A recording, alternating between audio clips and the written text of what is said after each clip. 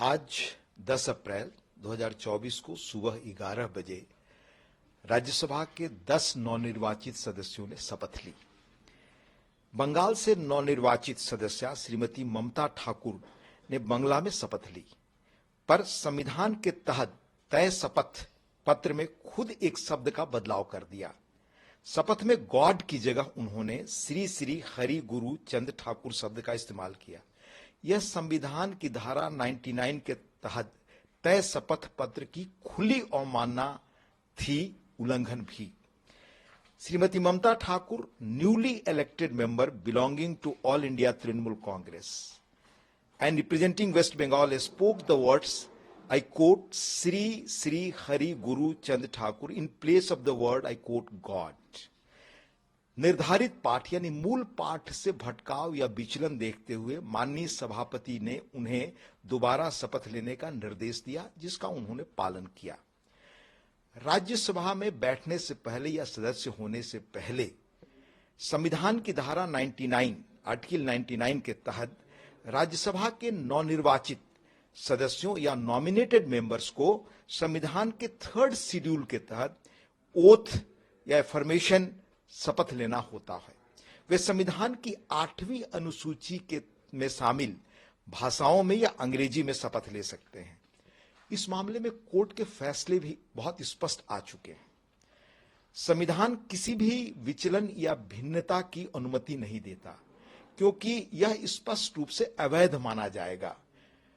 यदि कोई सदस्य निर्धारित प्रपत्र यानी ओथ का जो तय स्वरूप है उससे विचलित होता है तो यह माना जाएगा कि उस सदस्य ने शपथ ही नहीं ली।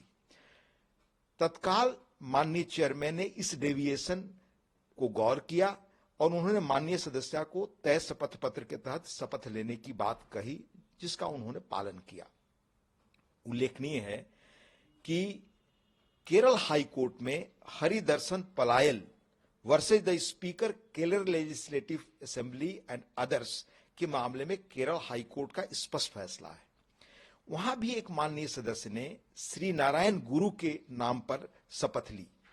केरल उच्च न्यायालय ने कहा कि एक व्यक्ति शपथ लेता है तो वह सिर्फ और सिर्फ गॉड के नाम पर ही शपथ ले सकता है, किसी और नाम पर नहीं। उच्च न्यायालय केरल की नजर में संविधान किसी भी डेविएशन या वेरिएशन की इजाजत नहीं देता।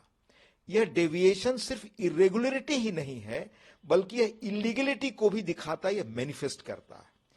इस शपथ पत्र के पीछे यह मानस या एसेंस है कि हर मत और धर्म के अनुयायियों में संवैधानिक आदर की भावना बढ़े, पनपे।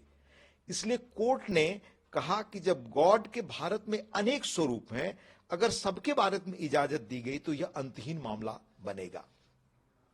इसलिए केरल उच्च न्यायालय ने पाया कि श्री नारायण गुरु के नाम लिया गया शपथ संवैधानिक मापदंड को पूरा नहीं करता, यह कॉन्स्टिट्यूशनल मैंडेट के अनुरूप नहीं है। इसी तरह का एक मामला 11 जुलाई 2022 को राज्यसभा में हुआ।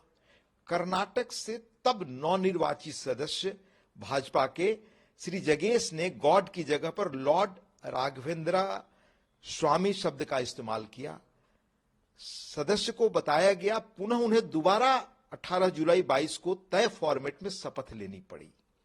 दिल्ली से चुनी गई स्वाति मालीवाल जी ने भी नॉमिनेटेड मेंबर्स के लिए तय प्रारूप की शपथ ले ली, जबकि वह दिल्ली विधानसभा से राज्यसभा के लिए निर्वाचित हुई थी।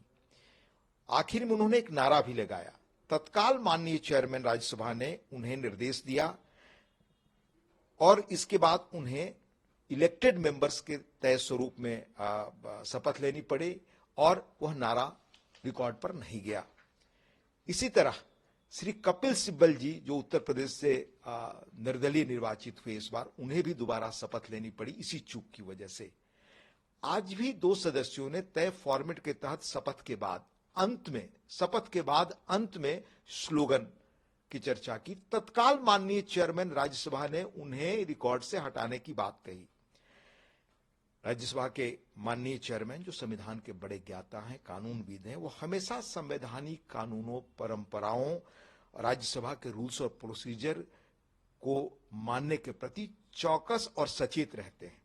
आज हुए शपथ ग्रहण समारोह में टीएमसी के वरिष्ठ नेता राज्यसभा में टीएमसी के नेता और बड़े वरिष्ठ सांसद भी मौजूद थे। उन्होंने भी संविधान की स्पिरिट के तहत ही पुनः शपथ लेने के लिए श्री ममता ठाकुर को कहा। साथ ही उन्होंने दो अन्य सदस्यों के द्वारा जो स्लोगन की चर्चा की गई थी उसे भी रिकॉर्ड से हटाने की बात कही, जिसके बारे में ऑलरेडी पहले ही माननीय चेयरमैन निर्देश दे चुके थे। ममता ठाकुर जी की इस मामले में जो प्रतिक्रिया मीडिया के माध्यम से आई है वह बहुत ही दुर्भाग्यपूर्ण और गंभीर मामला है। एक सांसद के द्वारा अपने प्रिविलेज का सीधा वायलेशन भी है। यह संविधान की अवमानना का भी गंभीर मामला है। ऐसे प्रसंग बहुत ही पहले जुडिशियरी के द्वारा वेल सेटल्ड इश्यूज हैं। चुने हुए सांसद जिन पर संविधान की प्रहरी होने, संविधान को बचाने, उसकी मूल स्पिरिट को आगे बढ़ाने का दायित्व है, वे अपने शपथ में ही इस स्पिरिट का वायलेशन करें, इस मूल भावना का उल्लंघन करें, यह बड़ा गंभीर मामला है।